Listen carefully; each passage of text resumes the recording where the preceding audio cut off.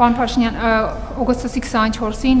Իրանի դեմ ԱՄՆ նոր պատժամիջոցների փաթեթը գործարկվեց, ինչի հետևանքով արդեն երկրորդային պատժամիջոցների սպառնալիքի տակ վտանգի տակ հայտնվեցին երրորդ երկրների բանկերը, արգելափակվեց նաև իրանական էներգետիկ սեկտորը։ Հիմա հաշվի առնելով, որ Իրանը Հայաստանի խոշոր առևտրային գործընկերն է, Հայաստանի կառավարությունը քննարկել է այդ ռիսկերը կենտրոնական բանկի հետ, կան արդեն պատրաստած միջոցառումներ, կարող ենք ասել, որ մեր բանկային համակարգը պաշտպանված է։ Եվ երկրորդ, Երևանը ունի Վաշինգտոնից երաշխիքներ, որ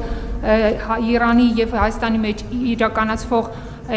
գազ էլեկտրաէներգիայի դիմաց ծրագիրը, ռազմավարական բարտերային ծրագիրը չի հայտնվի հարվածի տակ։ Շնորհակալություն։ Ես կարծում եմ, գիտեք, ինչ մեր բանկերը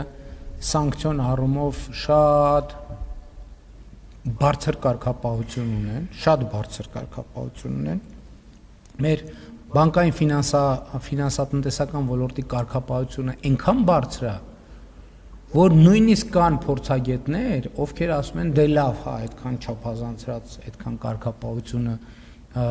ինչքանով է արդարացված, բայց փորձ ցույց է տալիս, որ արդարացված է։ Ես բանկային համակարգի հետ կապված ընդհանրապես ոչ մի մտահոգություն չունեմ, որովհետև իրանք ճշգրիտ աշխատում են ճշգրիտ կանոններով, ամենաբարձր ստանդարտներով։ Ինչ վերաբերում է տնտեսական կապերին, իհարկե որոշումները շատ բազմաշերտ են, պետք է այդ որոշումների բովանդակությանը ծանոթանալ, որովհետև վերնագիրը ուրիշ բան է եւ որոշումները ուրիշ բան է։ Եվ բուն իրականության կոնկրետ գործարքների վրա դա ոնց է ազդում, դա կամ կարա ազդի, կամ ինչ ռիսկեր կան, կամ ինչն է, որ ընկնում այդ ձևակերպման տակ, դա արդեն հետագա աշխատանքի բան է, խնդիր է, եւ այդ աշխատանքը արվում է, եւ քանի որ նոր է process-ը եւ ծավալուն է,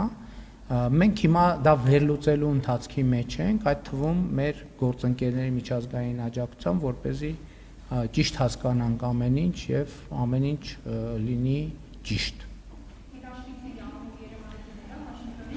Ես ասացի, մենք հələ պետքա բովանդակությունը հասկանանք, երբ որ բովանդակությունը հասկանանք, կարող է ոչ մի բանի դիմելու կարիք էլ չլինի, որովհետեւ նախկինում էլ ա եղել տարբեր, տեսեք, մենք նույն սանկցիաների հետ կապված, ասենք օրինակ Ռուսաստանի դեմ սանկցիաներ են կիրառվել, մենք ԳԱՏՄ անդամ լինելով մեր առևտրաշրջանառությունը կազմակերպել ենք